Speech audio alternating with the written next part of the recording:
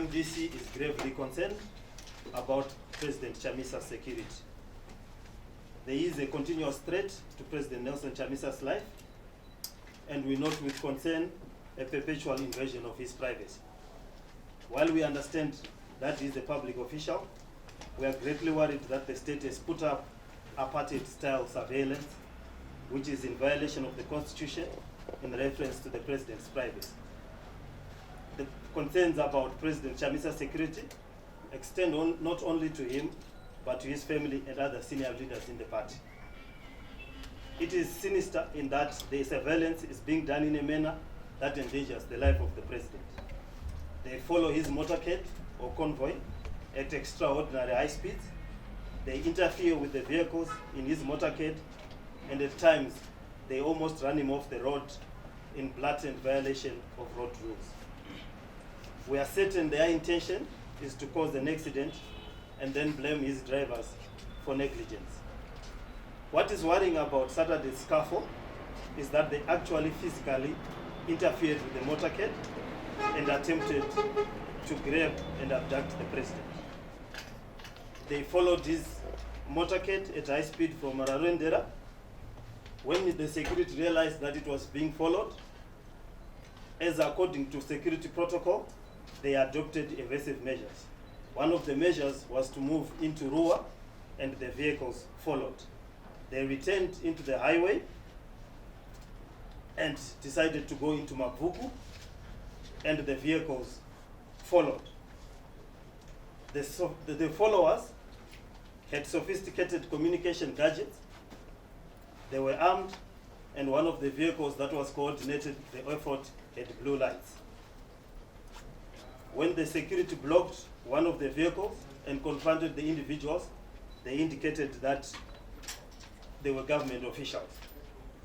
And their demeanor was calm, befitting that of highly trained personnel. This is not the first time President Chamisa has been pursued by these individuals or individuals of this nature. On 8 September 2018, while coming from a rally in Chitungwiza, his motorcade was pursued up to Enterprise Road.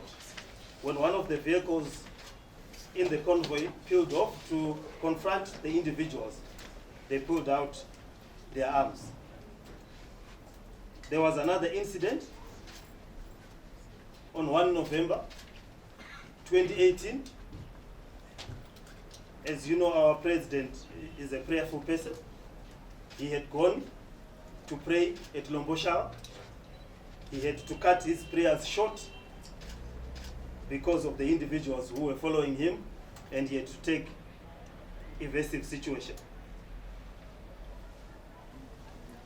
The dire security situation in Zimbabwe is such that it is not only President Chamisa whose life is in danger, but his family and the top leadership of the MDC. We are all aware of the incidences involving Vice President Senator Morgan Comich, Vice National Chairperson Honorable Tendai Biti, Youth Assembly Chairperson Honorable Hepmo Chidziva, have all had their lives threatened in one form or the other. On 1 August 2018, when innocent civilians were brutally killed by soldiers in the streets of Harare, we all realized that even innocent ordinary Zimbabweans are not safe under the so-called new dispensation. Interestingly, the victims ended up having been blamed for having died. In the current case, it is therefore laughable and almost comical, the attempt to blame President Chamisa for having been followed and having been nearly abducted.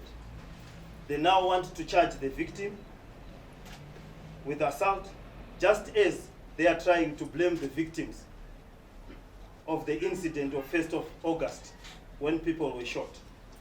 They try to blame the MDC, yet not one of the victims has been identified as an MDC member or to have an MDC card.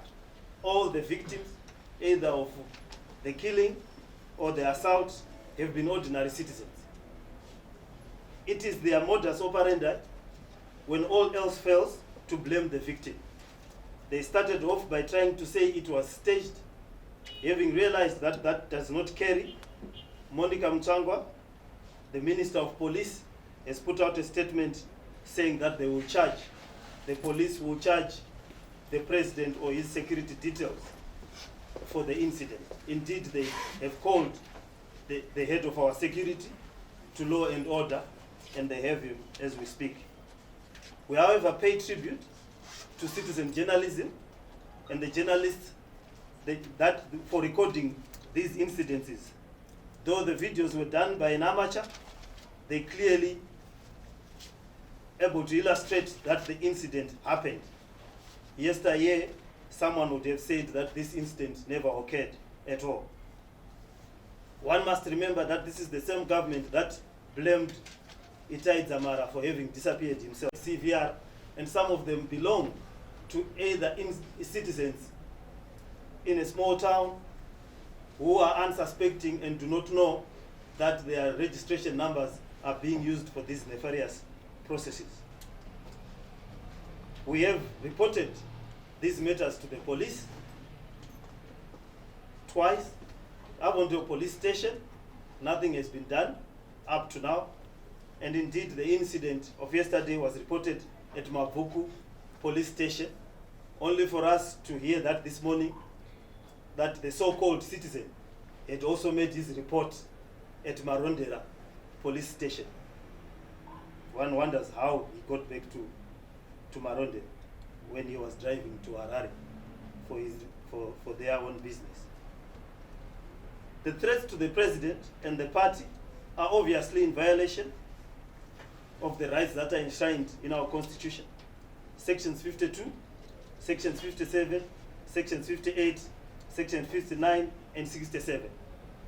They deal with the right to privacy, right to personal integrity, right to freedom of association, right to demonstrate, and right to political activity. I've mentioned them in no particular order, but those are the sections that are protected in the Constitution. It is clear that the activities that are being done by the President and the MDC are constitutional activities. The statement by Monica Mchanga is in violation of Section 219 of the Constitution that says the police must investigate in a non-partisan manner. When you have a Minister of Police giving direction as to how the police investigations are going, what the conclusions are, and the conclusion that it should be a road rage incident, it is a manner of trying to give the police a direction, and they are investigating backwards. They are investigating to prove that this was a road rage incident rather than to investigate the incident. They had not called any of our people, they had not called for videos, they had not called for witnesses, and already the Minister of Information in government has a conclusion on how the police are investigating the matter. One of the security aides of President Chamisa was injured as he jumped out of the car which was driving off with him inside. Want to assure the nation, despite all this, President Chamisa remains strong, resolute, undeterred, and very much willing to prosecute the people's struggle to its logical conclusion. Having survived this incident, which is not the first incident, one of the incidents, he was beaten again in broad daylight, again at a public place, the airport, again with an crude instrument of assault, a simple iron bar with everyone inside, and he was left for dead. So it is not beyond this state to do harm to individuals, broad daylight, in the full glare of everyone, with impunity. The security agents, they know that their names will not be revealed even if they shoot anyone.